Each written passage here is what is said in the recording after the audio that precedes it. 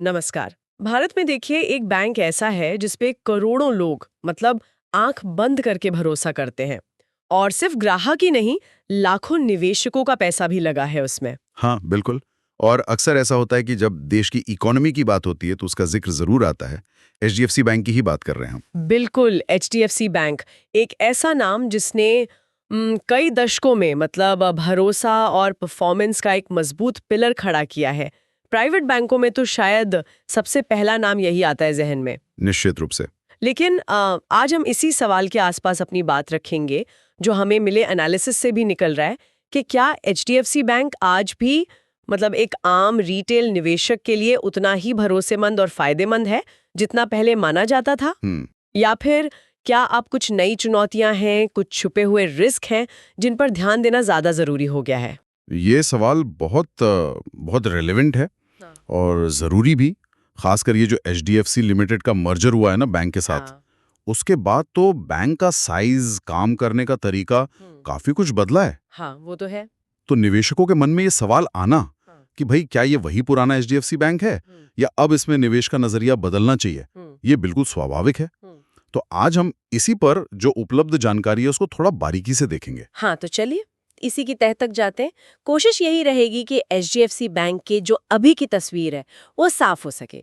मतलब इसके असली ताकत क्या है, कौन सी चुनौतियां हैं सामने, और इन सब का एक आम निवेशक के फैसले पर क्या असर पड़ सकता है। बिल्कुल। तो शुरू करते हैं उन चीजों से जो इसकी मजबूती का बेस रही हैं, है ना? वो वजह हैं जिनसे ये आज यहाँ तक पहुंचा है। और देखिए सबसे पहली चीज जो दिमाग में आती है वो है इसका साइज। मतलब कितना बड़ा है ये बैंक। भारत का सबसे बड़ा प्राइवेट बैंक। हाँ, वो तो है। रिपोर्ट्स बताती हैं 7 करोड़ से ज्यादा ग्राहक, सोचिए हेरा। और पूरे देश में हजारों ब्रांच, एटीएम। ये सिर्फ नंबर नहीं है, ये दिखाता है कि मार्केट में कितनी गहरी पकड़ है इसकी। बिल्कुल, ये अपने आप में एक बहुत बड़ा कॉम्पिटिटिव एडवांटेज है, मतलब साइज और स्केल। और सिर्फ साइज ही नहीं, क्वालिटी भी। ये बात भी बहुत अहम है ना। हाँ बिल्कुल, हमारे पास जो विश्लेषण है वो साफ बताता है कि पिछले आप मानिए 2 दशकों से ज्यादा से बैंक ने अपने एनपीएज यानी नॉन परफॉर्मिंग एसेट्स, हाँ, एनपीएस, उनको कमाल के तरीके से कंट्रोल में रखा है। मतलब जो लोन दिए उनमें से बहुत कम डूबे। अब बैंकिंग सेक्टर में देखिए, एनपीए एक बहुत बड़ी चिंता रहती है हमेशा। सही बात है। तो एचडीएफसी बैंक का ये जो रिकॉर्ड है ना, ये उनकी लोन देने की समझ और रिस्क मैनेजमेंट की काबिलियत दिखाता है।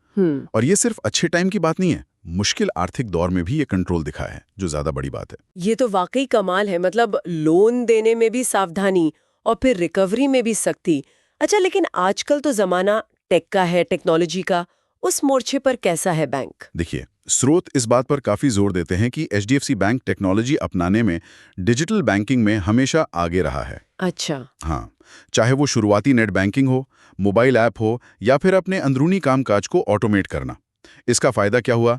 एक तो लागत कम हुई और दूसरा ग्राहकों से जुड़ाव बेहतर हुआ, आसान हुआ। हाँ, आजकल तो ऐप से ही सब हो जाता है। बिल्कुल। और आज के टाइम में जहां कस्टमर एक्सपीरियंस सबसे जरूरी है, ये टेक वाली बढ़त इनको नए ग्राहक लाने और पुरानों को रोक कर रखने में बहुत मदद करती है। कॉस्ट टू इनकम रेशियो भी बेहतर रहता है इससे, जो प्रॉफिट के लिए जरूरी है। मतलब सिर्फ ब्रांच का जाल ही नहीं, डिजिटल दुनिया में भी इनकी पकड़ मजबूत है। अच्छा, अब अगर हम इसको थोड़ा बड़े कैनवस पर देखें, भारत की इकोनॉमी के साथ जोड़कर। यहाँ एक बहुत सीधा और मजबूत लिंक है। स्रोत यही बताते हैं कि एचडीएफसी बैंक की ग्रोथ भारत की इकोनॉमिक ग्रोथ से, बढ़ते मिडिल क्लास से, शहरों के फैलाव से और सबसे जरूरी बढ़ते हुए कंजम्पशन यानी खर्च करने की आदत से जुड़ी है। अच्छा। जैसे जैसे लोगों की कमाई बढ़ रही है, वो घर, गाड़ी, कंज्यूमर गुड्स, इन सब के लिए लोन ज्यादा ले रहे हैं। क्रेडिट कार्ड का इस्तेमाल बढ़ रहा है। हाँ, ये तो दिख रहा है।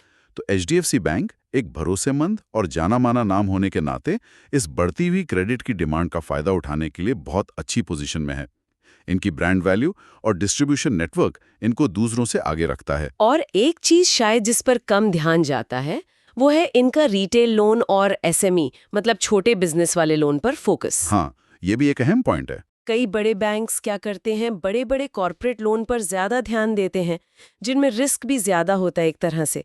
लेकिन जो स्रोत हमने देखे वो ये हाईलाइट करते हैं कि एचडीएफसी का रिटेल और एसएमई पर जो फोकस है उससे इनकी लोन बुक ज्यादा स्टेबल रहती है, फैली हुई रहती है। सही। डाइवर्सिफाइड रहती है। हाँ, और ये वो सेगमेंट है जो भारत की जमीनी अर्थव्यवस्था को दिखाता है और इनके लिए लगातार ग्रोथ का इंजन रहा है। तो अगर हम संक्षेप में कहें तो विशाल साइज और पहुंच, बेहतरीन एसेट क्वालिटी, टेक्नोलॉजी में लीडरशिप, भारत की ग्रोथ स्टोरी से सीधा कनेक्शन और रिटेल सेगमेंट पर मजबूत पकड़, ये वो मजबूत खंबे हैं जिन पर एचडीएफसी बैंक खड़ा है। इनको इग्नोर नहीं कर सकते। ये तो वाकई एक मजबूत किले जैसी तस्वीर लगती है। लेकिन जैसा कि एनालिसिस हमें बताता है, हर किले में कुछ चुनौतियां भी होती हैं, है ना? खासकर जब वक्त बदल रहा हो। तो चलिए अब उन चीज़ों पर बात करते हैं जिन पर निवेशकों को शायद अब ज़्यादा ध्यान देना चाहिए। और शुरुआत करते हैं सबसे बड़े बदलाव से, एचडीएफसी लिमिटेड का एचडीएफसी बैंक में विलय। हाँ, ये मार्जर देखिए, कागज पर तो ये बहुत अच्छा लगता है कि सिनर्जी होगी, एक ही जगह होम लोन और बाकी बैंकिंग मिल जाएगी। हाँ, सुनने में तो अच्छा लगता है। लेकिन असलियत में इतने बड़े दो संस्थानों को मिलाना एक बहुत ही मुश्किल और लंबा प्रोसेस होता है। स्रोत कई चुनौतियों की तरफ इशारा कर रहे हैं। पहली और शायद सबसे बड़ी है बैलेंस शीट पर होम लोन का बढ़ता बोझ। अच्छा। एचडीएफसी लिमिटेड का मुख्य काम होम लोन देना था। हाँ। अब होम लोन में क्या है कि मार्जिन अक्सर दूसरे रिटेल लोन जैसे पर्सनल लोन या क्रेडिट कार्ड से कम होता है।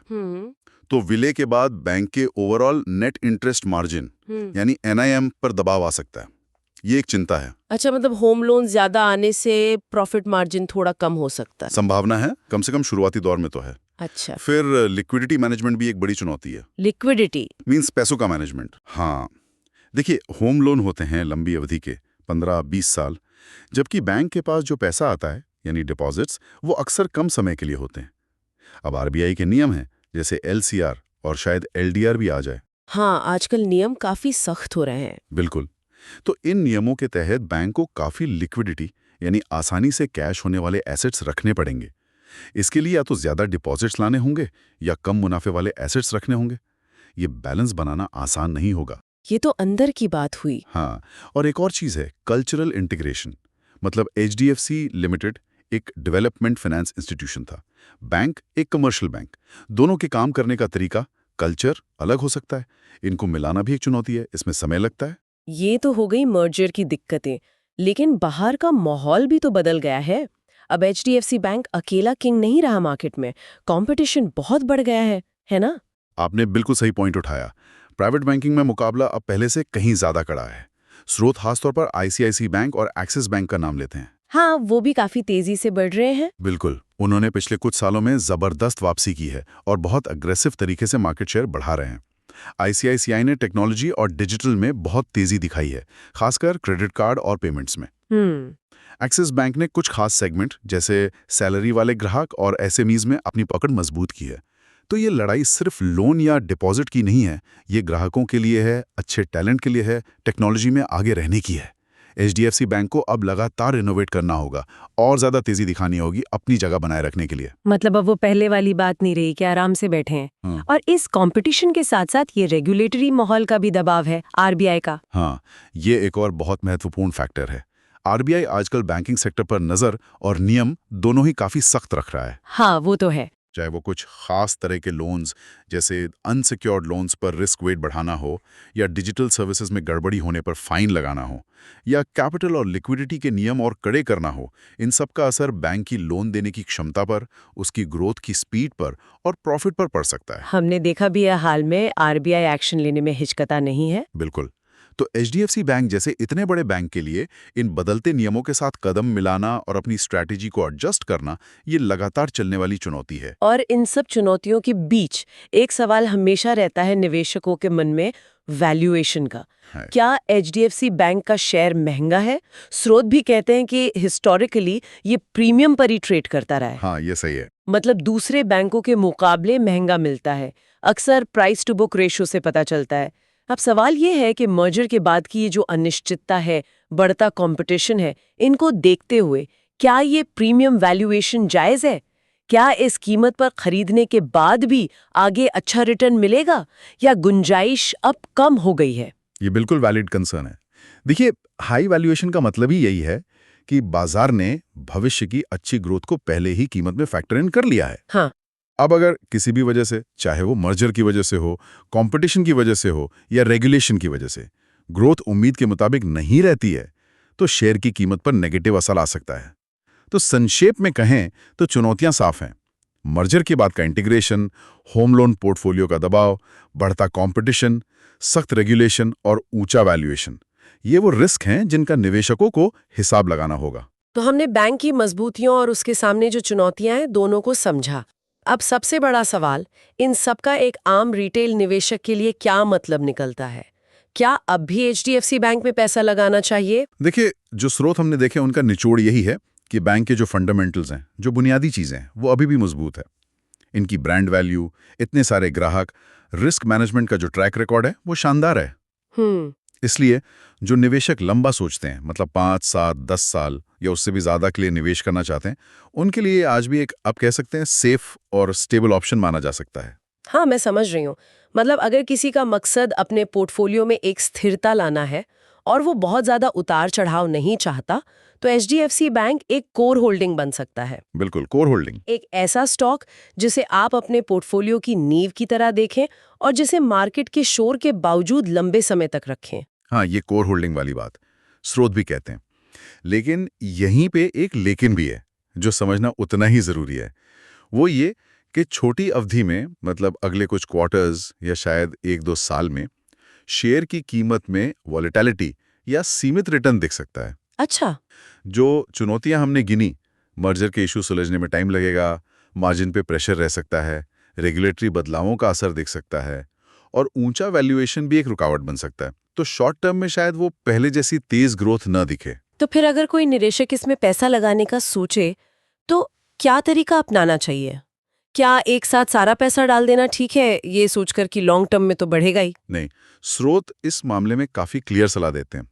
वो कहते हैं कि अभी जो अनिश्चितताएं हैं, उनको देखते हुए एक मुश्त यानी लमसम निवेश से बचना चाहिए। बेहतर है कि धीरे धीरे या स्टेप बाय स्टेप निवेश करें। जैसे एसआईपी? हाँ, बिल्कुल। सिस्टमैटिक इन्वेस्टमेंट प्लान यानी एसआईपी के जरिए हर महीने थोड़ा थोड़ा लगाना, या फिर जब मार्केट घिरे तो थोड़ी खरीदारी करना, बाय ऑन डिप्स, ये तरीके बेहतर हो सकते हैं। अच्छा। इसका फायदा यह है कि आपकी खरीद की एवरेज कॉस्ट बेहतर हो जाती है और आप एक ही बार में पीक प्राइस पर खरीदने के रिस्क से बच जाते हैं। ये आपको मार्केट के उतार चढ़ाव का फायदा उठाने का मौका भी देता है। यानी सब्र रखना सबसे जरूरी है। ये कोई जल्दी अमीर बनो स्कीम नहीं है, बल्कि एक मजबूत हाथी जैसा है जो धीरे धीरे लेकिन मजबूती से आगे बढ़ता है, भले ही रास्ते में कुछ रुकावटें आएं। आपने बिल्कुल सही पकड़ा। ये एक स्थापित भरोसेमंद नाम है, लेकिन इसमें निवेश करते समय उम्मीदें प्रैक्टिकल होनी चाहिए और नजरिया क्लियरली लॉन्ग टर्म का होना चाहिए। जो लोग शॉर्ट टर्म के उतार चढ़ाव से घबरा जाते हैं, उनके लिए शायद यह भी उतना सही ना हो। तो चलिए इस पूरी बातचीत को समेटते हैं। निष्कर्ष यही निकलता है कि एचडीएफसी बैंक, इसमें कोई शक नहीं कि भारतीय बैंकिंग का एक टाइटन है। इसमें वो मजबूती, वो भरोसा, स्थिरता और भारत की ग्रोथ के साथ बढ़ने की क्षमता है जिसने इसे निवेशकों का फेवरेट बनाया है। और साथ ही वो पेड़ वाली मिसाल भी याद रखनी चाहिए जो स्रोत देते हैं। बड़े और मजबूत पेड़ भी तेज आंधी में हिलते जरूर हैं, शायद कुछ टहनियां टूट भी जाएं, लेकिन वो आसानी से जड़ से नहीं उखड़ते। हाँ, सही। एचडीएफसी बैंक के सामने अभी मर्जर, कंपटीशन और रेगुलेशन की आंधियां हैं, जिनसे ये हिलेगा जरूर, लेकिन इसकी जड़ें गहरी हैं। इसमें इन चुनौतियों से लड़कर निकलने की क्षमता है। बस निवेशक को ये समझना होगा कि ये पेड़ अब पहले से भी बड़ा हो गया है और इसे संभालने में थोड़ी ज्यादा मेहनत लग रही है। बिल्कुल सही मिसाल दी। तो आखिरी संदेश यही है कि इस बैंक में निवेश एक मैराथन है, स्प्रिंट नहीं।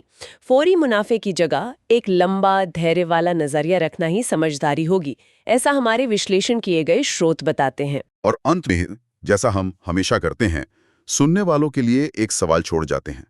हमने ये तो समझा कि एचडीएफसी बैंक का भविष्य भारत की इकोनॉमिक ग्रोथ, खासकर कंजम्पशन और क्रेडिट डिमांड से जुड़ा है। हाँ। अब जरा बैंकिंग कंपटीशन और रेगुलेशन से आगे सोचिए। अगले दशक में वो कौन से बाहरी बड़े इकोनॉमिक या सोशल फैक्टर हो सकते हैं, जैसे मान लीजिए टेक्नोलॉजी का बदलता रूप, एआई, ब्लॉकचेन का बैंकिंग पर असर, या कंज्यूमर बिहेवियर में बड़े बदलाव, जैसे लोग कैसे बचत करते हैं, कहाँ निवेश करते हैं, या फिर कोई अचानक आने वाली ग्लोबल इकोनॉमिक घटना जो एचडीएफसी बैंक की दिशा और दशा पर बड़ा असर डाल सकते हैं। इस पर जरूर सोचिएगा।